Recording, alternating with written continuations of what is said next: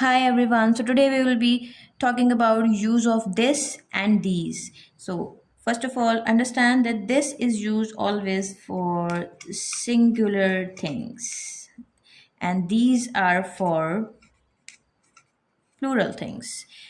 Like if the thing is only one, you will use this. If the things are more than one, so you will use these. So here are some examples for you. The first one is blank is my pen.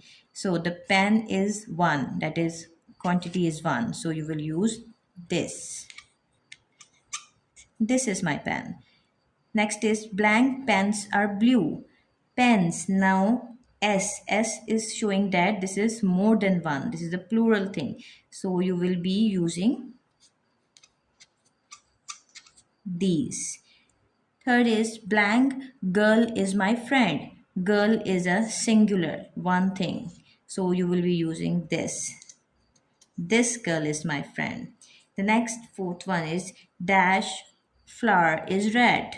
Flower, again, this is a singular thing, one thing. So you will again use this. This flower is red. Now the last one is blank people are nice. So you tell me in the comments what will be the answer. Thank you.